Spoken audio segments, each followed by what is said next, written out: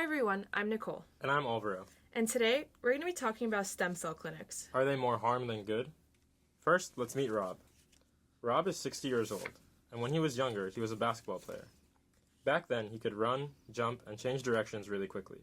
But nowadays, his movement isn't the same. Every time he walks, he experiences some knee pain. A few years ago, he just shrugged it off, but now the pain is interfering with his day-to-day life. Rob wants to fix it, but his doctors say surgery won't help. So, Rob scours the internet, trying to find some experimental and non-surgical therapies that could help with this chronic knee pain. In doing so, he stumbles across local stem cell clinic's webpage. He hadn't heard of stem cells before, so he was surprised to know that they could be used to treat his knee pain. He also sees that they could be used to treat vision problems, muscle and ligament tears, and even hair loss. Wait. Does this sound too good to be true? Let's rewind. What are stem cells exactly? Stem cells are cells that have the potential to develop into many different cell types of the body. All of us have them.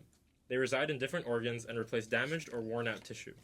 They can turn into skin, muscle, liver cells, and many more cell types.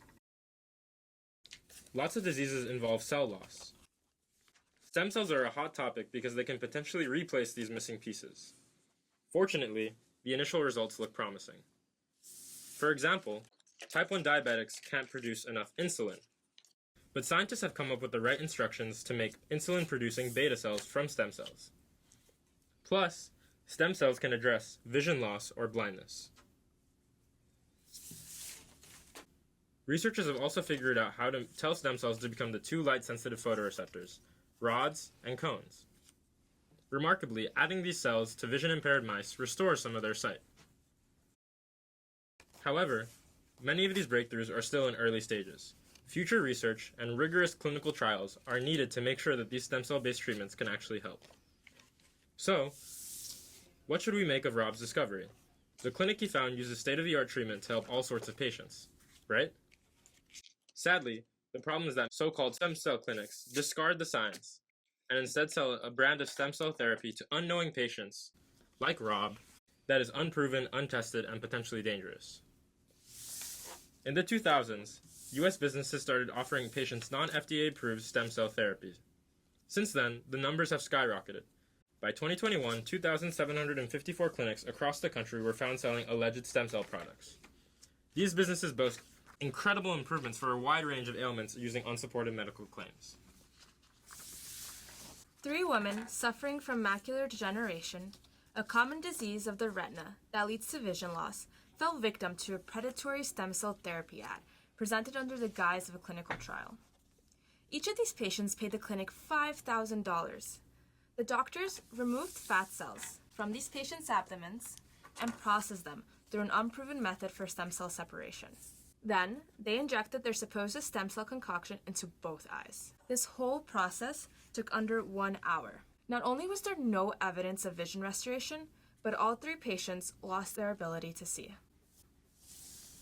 Patients are also lured outside the United States in hopes of a curative stem cell treatment. Take, for example, Jim Grass. After a stroke, Jim's left arm was paralyzed and his left leg was weakened.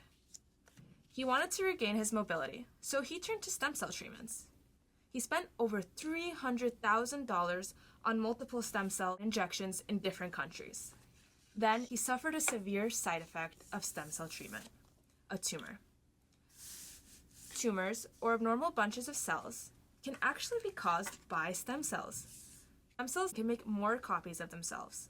This is great for replenishing our tissues.